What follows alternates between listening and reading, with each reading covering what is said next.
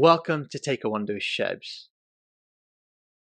On this edition of the podcast, I have Rob Hamill and his wife Rachel, and they're going to be discussing with us about their journey on a sailboat. They're known as the Cruising Kiwis. Before we go into the discussion, here's how you can support the channel. You can support the channel by heading over to www.shebsthewonder.com. You'll be able to see the store tab, which you can hover over to and click. You can then buy various items from t-shirts, jumpers, hoodies, even water bottles and film cases. If you have any questions, you can send me a message through the contact tab.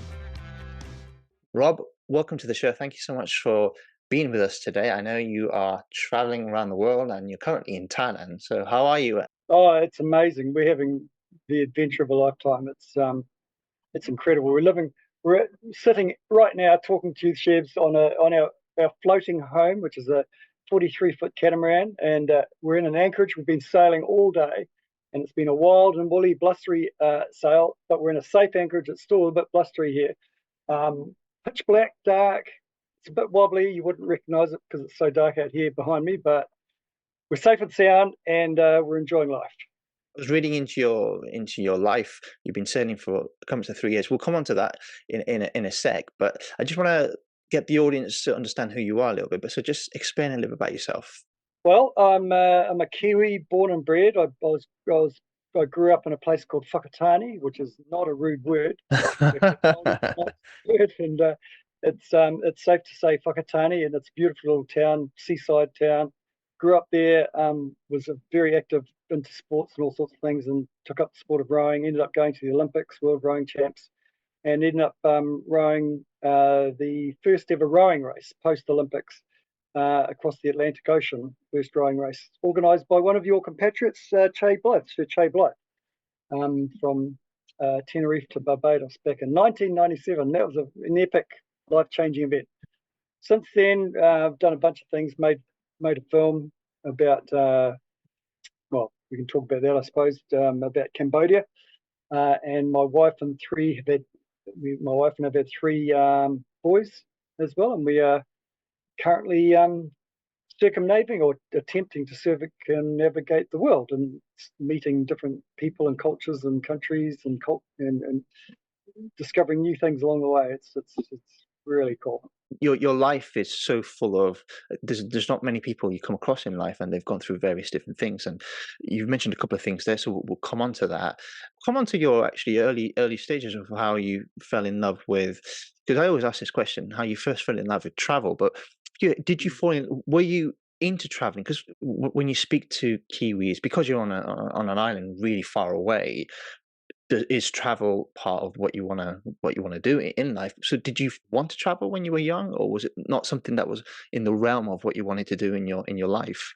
Early days, I didn't think about it too much. When it came to that late teens, early 20s phase, or late teens, the OE kicked in, the overseas experience, which is a real Kiwi kind of Aussie coming. It's a path that everyone goes on the OE, and it's an individual thing, or mates go offshore, and a lot of Kiwis and Aussies, of course, go to London in the UK.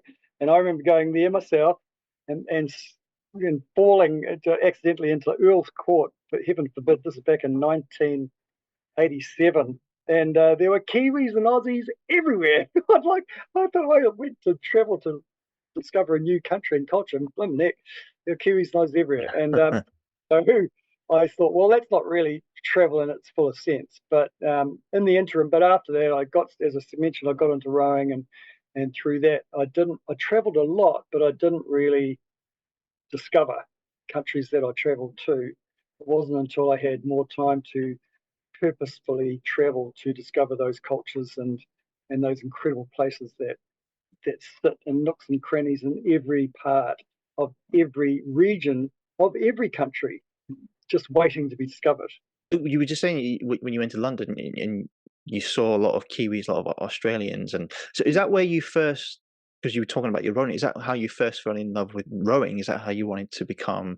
Because you went, as you mentioned before, you went to the Olympics. It wasn't the Oxford versus Cambridge watching that, was it, by any chance? Yes and no. I remember the Oxford crew, or maybe the Cambridge crew, sinking. It was about 1980. I hadn't started rowing at that time. Sinking during the Oxford Cambridge boat race might have been the late 70s. So a very famous incident. But no, that didn't. There's rowing kind of culture back in my hometown. But no, I actually went to England to row because I'd already started rowing, and I went to Nottingham specifically to row at Home Pierpont at the facility purpose built for rowing. And a friend of mine sent me there, and he had a friend and friend of friend, But still, I didn't really get to travel in the sense of discovering every little nook and cranny and little gemmy that's hidden away in every crevice of every region of every country on the planet. It's a case of just trying to find those little hidden gems, isn't it? And I think that's the same anywhere. Money wise, as a rower, I'm assuming financially it doesn't pay as well as, let's say, a football player, or let's just say a tennis player, or whatnot and stuff. So financially, were you having to do other jobs at the same time, or were you doing your rowing completely as a full time? There was no pay, there was no funding at all, zero. So it was self-funded completely. And I was doing an electrical apprenticeship at the time, and I quit the apprenticeship to go and row, and I just scrimped and saved. My parents helped me a little bit as well, of course, and just sort of kind of made it work. A lot of people were very generous too with cheap rent and things like that, when I started at places. So And it's so different from now, because a lot of athletes will now get funding from the government, or they'll get funding from somewhere anyway. You'll get sponsorships and stuff, but those days wasn't the case, was it? and funny enough, my eldest son now is rowing himself, and he's attempting to get into the Olympic team. He went to the World Champs last year, won a silver medal at the World Oh, Champs in the fabulous. single sculls. Yeah, now the 23s that was, but he's trying for the Olympics this year, and he has been on an actual paid gig with New Zealand rowing. It's less than $1, but it's kind of better than nothing. Hmm. And for himself, how is he trying to emulate yourself in terms of going to the Olympics? Is he practicing whilst you're sailing, or how is it working with that Yeah, well, dynamics? he left the boat a couple of years ago because he took up the sport at school and he just loved it. No, I didn't push him in any way. I actually tried to hold him back, but he just wanted to get in there, and he just loved the idea of it. And it turns out he's friggin' good. And yeah, and he's gone leaps and bounds. I mean, he's had a kind of meteoric rise in the sport and very talented. Whether he makes the Olympic team this year, he's pretty young, so he's 21. So he's got some challenges there, but he has the potential. If not this year, then in 4 years' time. How did you meet your wife then, Rachel? She's part of your life now. Was it whilst you were rowing? Was it when you went back to New Zealand? How did that dynamic come about? Kind of was. Rachel took up triathlon as a young girl, while I was taking up rowing as a young boy, and our paths met through a rowing friend of mine and Rachel's sister, who was also doing triathlon. But she knew my friend, and she came to visit one time to catch up with him, and through that I met Rachel, who was with her sister, both doing triathlon. And we kind of just developed a friendship over the next 10 years, actually, before we kind of got together. And since then, Rachel has actually gone on. She retired from the sport, had 3 children, and then picked it up again as a 40-year-old mother of 3. And went on to win, like 12 months later, she took it up and won the World Championships, which were held in New Zealand that particular year. That was the reason she took it up again, and she won the World Championships for 40 to 44 years of age females. We'll bring your wife in short afterwards. Did you move back to New Zealand after your career finished? Well, it was a funny thing because after the Olympics, so I rode for many years, and then the Olympics in '96 were my thing. So, but this before Rachel and I got together. So I've been rowing hard out full time, but on the bones of my butt. Just loved the sport. And then after the Atlanta Olympics, I thought I'd retire. And at that Olympic Games, I saw a flyer that was on a notice board there, and it was advertising, promoting this Atlantic rowing race, which was the first ever rowing race across an ocean for rowing boats. And it was to leave from Tenerife in the Canary Islands, and to cross the Atlantic Ocean to Barbados in the West Indies, about 2,500 miles of open ocean, the first ever ocean rowing race. And I thought, flaming heck, I'm an Olympic rower. I'd need to have a crack at this thing, and I made a decision to have a go at it. And you asked about coming back and settling down. Well, no, I came back to New Zealand after the Olympics with the mission to try and win this inaugural Atlantic rowing race. So I immediately quit my job. I had a job as at a sports science technical institute, where I was sort of a part-time worker there, making ends meet. Quit that job. I had a little mortgage on a little apartment I had, topped the mortgage on that, and got started raising money, and just going from there. And I thought, this is the adventure of a lifetime, man. The challenge and the adventure and the race concept of it was just the perfect thing. Had to find a teammate for it. No one was interested to join me from Olympic teammates who I thought would be right into it. And I went to the media looking for someone, and one guy kind of stood out. Of the three people who contacted me, I thought I'd be inundated with candidates, but Phil Stubbs and I teamed up for this first ever race. And we lined up about 12 months later in '97, and set off with 2009 other boats, 2 crewed boats, 21, 22-foot plywood rowing boats, out into the unknown in this incredible race. And 41 days later, Phil and I came into Barbados victorious. Which is incredible, because you were the first winners, weren't you, of that goes down in history.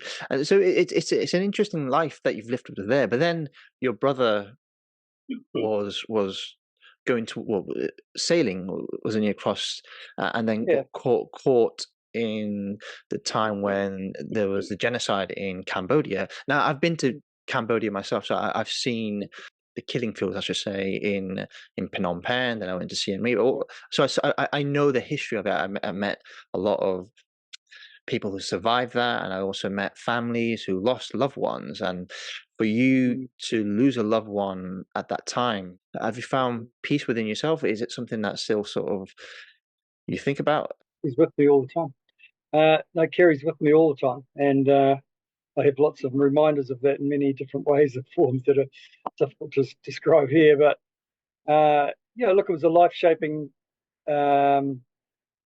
occurrence for our whole family. Kerry was an adventurer in his own right. He was our eldest brother of 5 children. I was the youngest, and he set up on his overseas adventure. And travel is a beautiful thing. And we're talking here because we are hoping others, have their adventures and discoveries through travel. Kerry's didn't work out as well as most others does, and it unfortunately, he just got into the wrong place at the wrong time. Was attacked by the Khmer Rouge, taken back to this prison, Tulsling prison in Phnom Penh.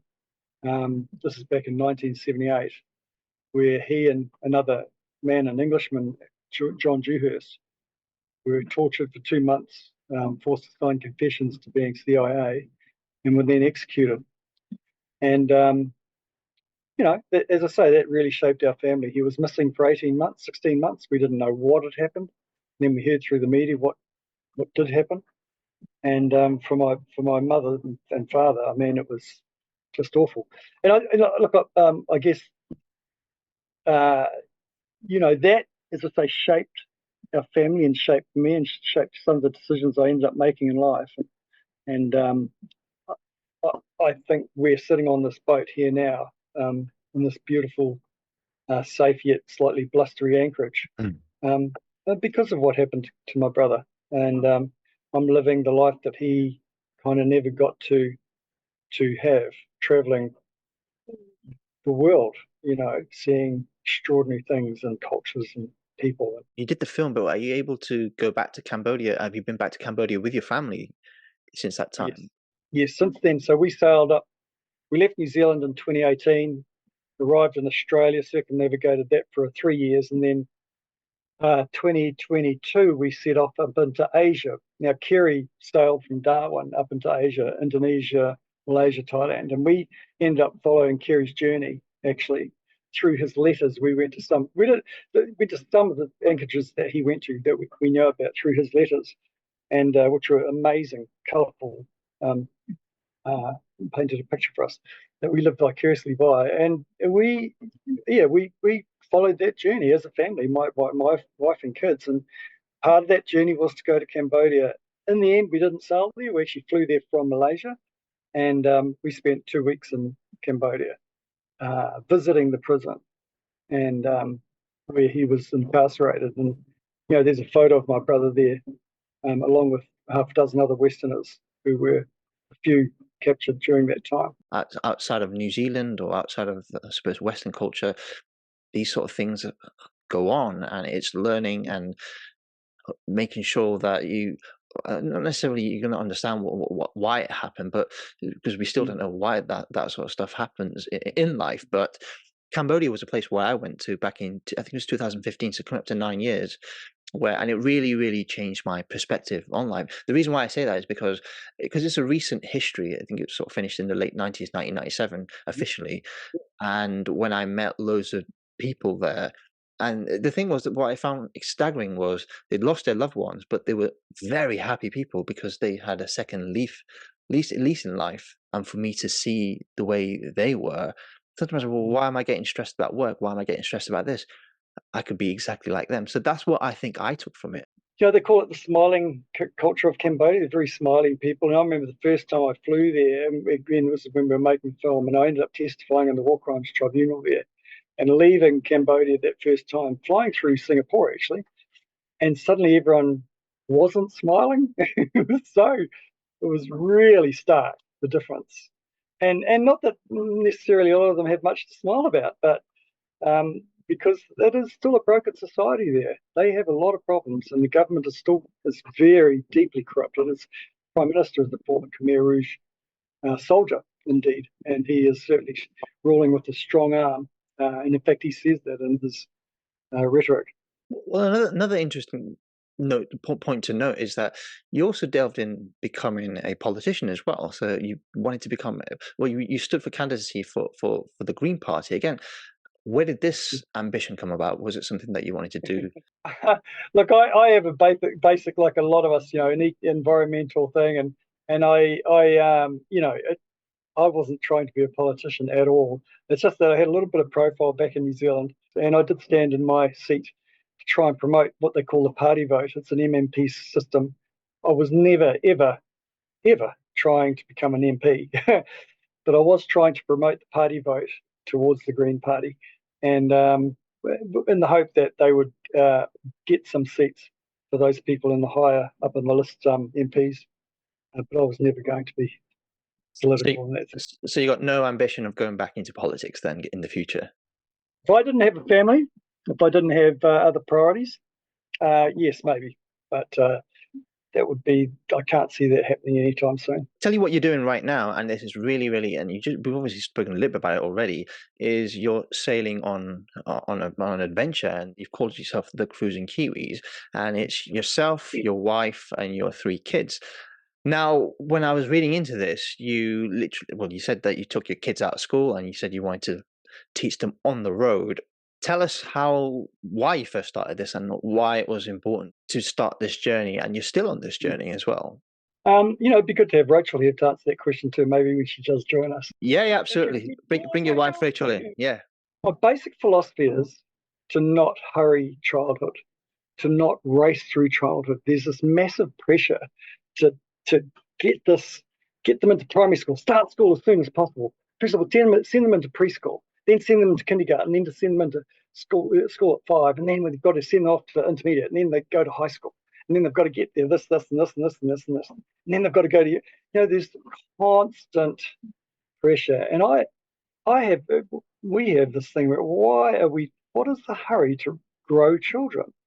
Let children grow at their own pace and let them be who they are without too much of this open the lid and kind of force feed academia into it. Let them learn naturally through lots of different ways and methods. And setting off on this adventure was basically learning by doing. And the question at the time I was talking to Rachel, let's get traveling, let's go, let's get going, because the kids are getting older and we've got to do it soon. If we're going to do it, we need to get on with it. And do we do it on a bus, on the road, or do we do it in a boat on the briny? And we chose the expensive option, and we've been doing it ever since. And I don't regret a minute of it. It's been by far the best thing we've ever done. And I implore people, if they're even thinking about doing something like this, be it a bus or whatever, don't hesitate. If you feel the desire to do it, then find out how you can do it. and because you can. Is that what you're trying to do? Try and inspire others to do what you're doing? Is that the reason why? Because you're not just doing, you're documenting it as well. You've got a YouTube channel which has got a substantial amount of subscribers. Hopefully, you're looking for it to grow further. This is a really sad thing. The YouTube channels that really go ballistic are the ones that show a bit of booty, so to Yeah, speak. a bit of We flesh, I don't, we don't suppose. Yeah. generally go there, but we're not that sort of channel at all. We're a family channel, and as I say, look, the one where we think is a great learning, is a big learning, because we see a lot of families and a lot of people in general life who do what we did and make lots of mistakes with diving, snorkeling, free diving in particular. And our boys were diving to deeper and deeper and deeper, and got to the point where we had this accident, and our eldest boy nearly died. I mean, he for all intents and purposes, kind of did. He looked dead to me as I looked down. We'd all got to the surface, and where's Finn? Looked down, and there he is, 6-7 meters down below, and he's out. He's like starfish, and we had to go down and rescue him. But we learnt so much from that, and we'd like to think that our demise or our mistakes can be big learnings for other people. And I guess that's the beauty of a travel channel, in the sense that people can learn from our mistakes or learn from discovering the cultures we meet on our travels. But when you're on the road for such a long time, or not necessarily the road, on water for such a long time, Yeah. things go wrong, or things can. You learn on the road as well. Learn whilst you're traveling, and this is part. And hopefully, documenting it and showing others. Because leaving your family and leaving friends, leaving everyone behind for your kids as well, taking them out of school, they would have had friends, and Yeah. on the road or on water. And that's a tough sort of thing to do for many people. So what gave you the courage to sort of say, let's just do it and leave our lives behind? Well, the kids were into it. We'd had the boat for a year, and we'd been sailing around New Zealand, around the Auckland, Upper North Island area, Auckland, north of the Bay of Islands and whatnot, and they loved it. They really enjoyed it, which is critical. And Rachel enjoyed it too. Rachel had no sea experience whatsoever. I'd sailed a P class when I was a 12-year-old, little sort of like an Optimus small boat, and then stopped after that. And I had rowed across the Atlantic, but that didn't really qualify me for sailing off with my family. But Rachel had zero, and so, but she got into it. And that was a critical thing. Everyone was on board, and we couldn't have done that if that wasn't the case. So leaving friends, yes, that was a big deal. Leaving family, it's all a big deal. All that stuff was a big deal, yes. But of course, people can come and join us. They can, and they have done. And occasionally we might fly back to visit as well. That's very rare though. It's quite expensive, but it's just one of those things. We've made a call, and we're happy with that. The conventional lifestyle is gone then, isn't it? So you're not going to have that lifestyle. We're going to have Christmas on a table with your family and stuff. Well, obviously you Yeah. can't go back, by the way. Birthdays are celebrated very differently, but the mindset as well. You have to have the right mindset to live that life, and it's something that I'm sure as a family you've gotten used to over time. Well, we kind of haven't left our family behind because we brought them with us. Yeah.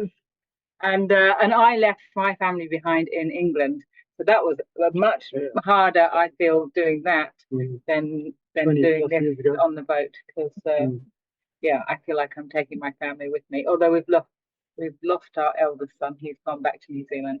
Right. Again, going forward, looking at other goals, how long do you envisage yourselves doing this? Is this going to be something that you want to do until you sort of say, well, we've had enough?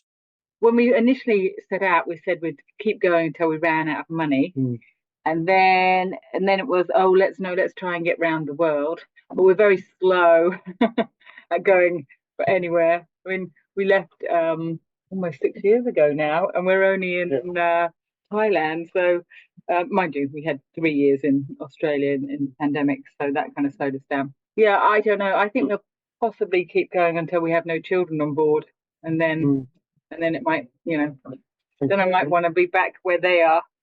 You've got internet because one of your patrons is paying for internet for you. One of the things you could do funding wise, it could grow and grow and grow. And is that something on the agenda to get more sponsors? Certainly wouldn't hurt. Certainly wouldn't hurt. We're very grateful to our patrons because they do help an awful lot. We were reluctant to start that because we make the the YouTube video and we put it out regardless of whether we have patrons or not. But yeah, it certainly is. We always thank them for keeping us afloat. But financially, just going back to the funding side of it, it is important because you having those people supporting you along the way, and then hopefully getting the word out and getting the sponsors, it is something that keeps you afloat. And you've been doing this for, as you just said, they're coming up to 6 years now, and it's important because it keeps people like yourself on the road, or keeps people like yourself sailing for a substantial amount of time. And so I come on to this question where, yes, you've been doing this now for a while, and you've had the urge to do it. Is there anything that's going to come out of it? Would you be looking to write a book, maybe, perhaps, or is it any other thing that you might want to, goal-wise, you want to do? The critical thing, mate, is whether, it's all very well having your personal journey, but if it's of value to other people, that's the critical thing. I mean, we could do all sorts of things, but if it's not of any value to a viewer or then that's not then that's just it then becomes a very personal thing. But I do feel there's a genuine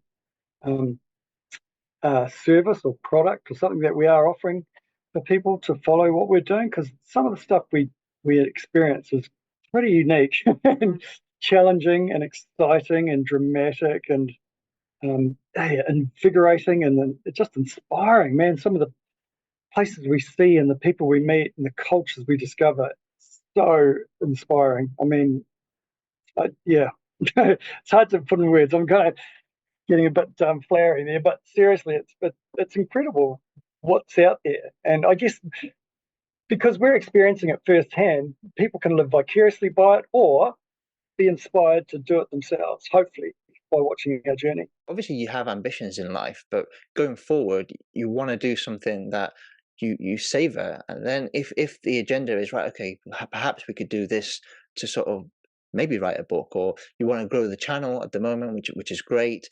Yeah, it does. Travel creates lots of opportunities. You know what I'd love to, as a just following what you've just said there, I'd love for us to, the thing for us personally is that we create a business together as a family, and I mean that for the kids as well. And to that end, the kids have started their own channel, the Kiwi Boys, and it's beautiful. It's different. It's very different from ours. Ours includes all of them, but theirs is just them, and they're young, kind of good-looking blokes, and they're doing life their way, and they're putting it out there as a story to follow. And I think that could become a business in itself. And while I say that, I'd love to think we could all hang together, creating an income as a family, and that will keep the family unit together as well. That's an interesting point, because when you set off, sometimes you don't necessarily think of the business side, and you just want to travel. But now that you've done this for a long time, and you've got a channel now, you've got patrons, you potentially get sponsors, you then have to think about the business side. Where do you take this? Do you want to keep it? Is it a family thing where you want to inspire, or can you monetize it to the point where it's a business and you've got other people who are coming to you for advice and looking to see how you've gone about it and purchasing a boat? All that sort of side of it is something that you have to think of it on a business level. We haven't done any kind of businessy stuff beyond just YouTube and Instagram. Actually, there's no business in Instagram, but yeah, certainly. Like I do think there's real potential there, especially for the kids.